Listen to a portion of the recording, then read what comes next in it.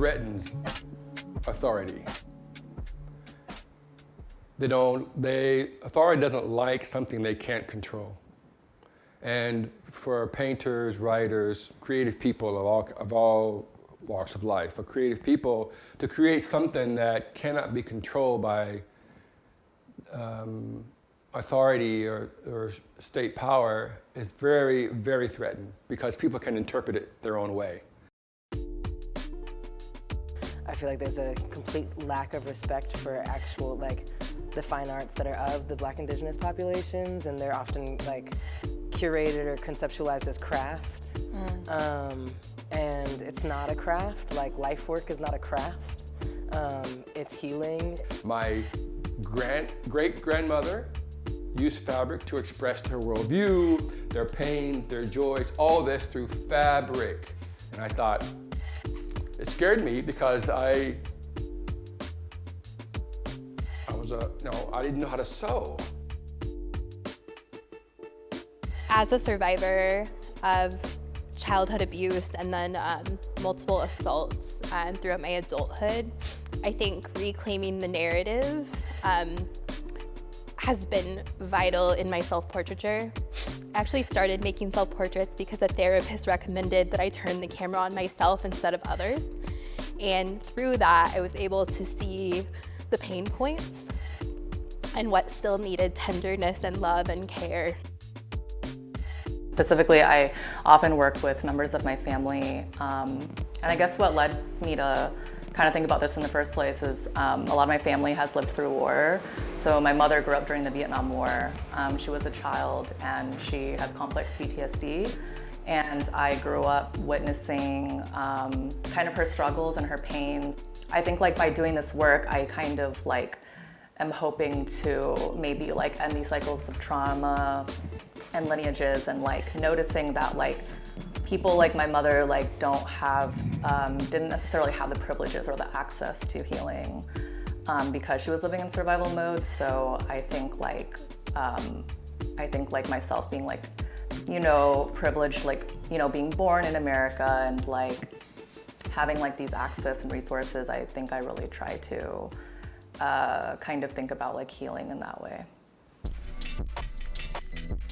I was really interested in thinking about how there could be alternate modalities to healing outside of the Western medical industrial complex. So looking into meditation and potentially color meditations and maybe certain sound meditations and things like that. So in my own practice, I kind of did some research on things like vibroacoustic therapy and how vibrations can kind of regenerate cells and things of that nature, and incorporating into my own work through somatics and things like that. The fact that I'm an artist is resistance, and I'm a woman, and I'm a Black woman. That's resistance right there. And I don't need all these movements to determine who I am and what I have to do. Thinking, I guess, in our group, me, Epi, Professor Lee, SPULU, we're there's so many pieces to try to get the Pacifica community activated and into the art scene in general.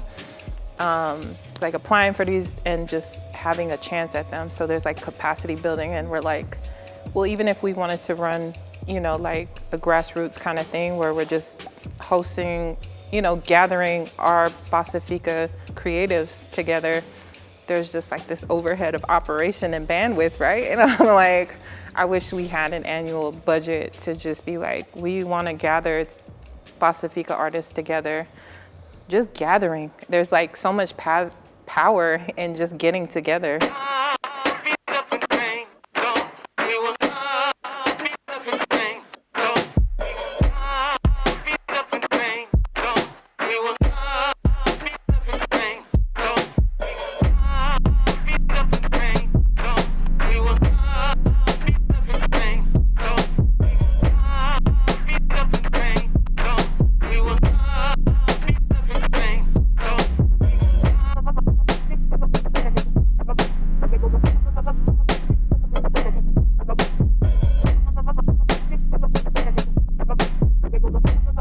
as you walk past Mission Dolores Basilica and that graveyard, so many people have no clue what they're walking past.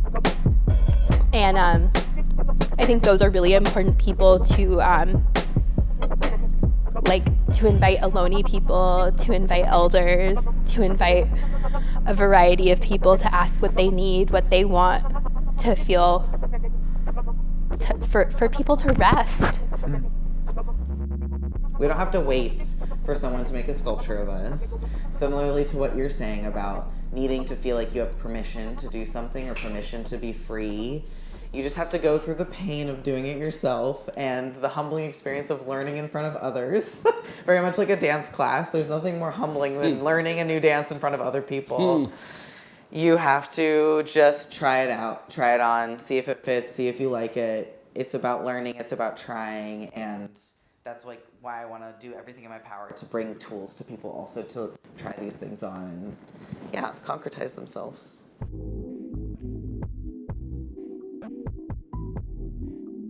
What would it look like to think about, public housing as a legacy monument and memorial, right? And like what happens there? we can pause on that. Like seriously.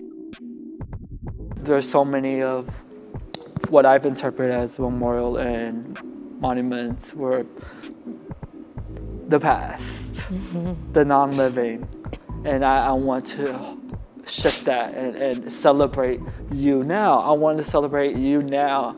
This is how we want to honor you, and have that as the landmark. And because San Francisco was my Pacifica queer haven, that I hope little SPULU out there who's still trying to navigate a different realm,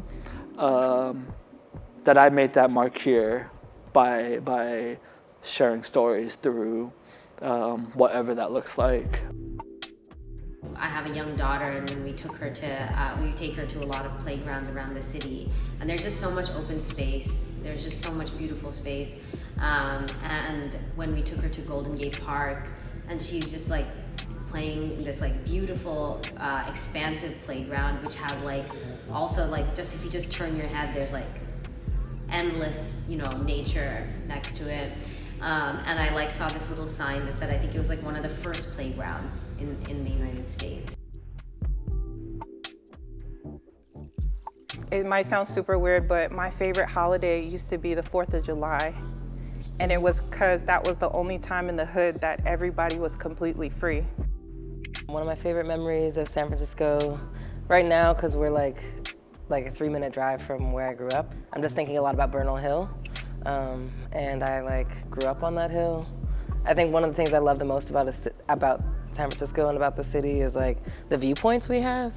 Like we have the best views, I would say, like out of any city I've ever been to, and I've been blessed to travel a decent amount, and it's lit. You could be driving in a random corner of the city and you see the most magnificent, you can see the skyscape out to the ends of the Pacific Ocean or into the bay.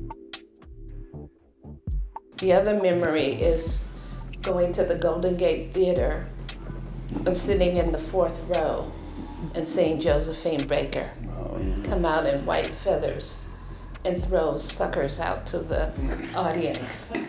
And my grandmother, who took me, had a handkerchief in her hand, and she would wave the handkerchief in the air. And that's why I think, again, that artists have always shifted with the times, because they are in the times, they are contextual beings. And therefore, the creative act is a persistent, resistive framework. And it's the creative person's responsibility, I think, to stay open. I think this is an extraordinary time for things to happen and makers to be engaged in that process. And that's the character of resistance.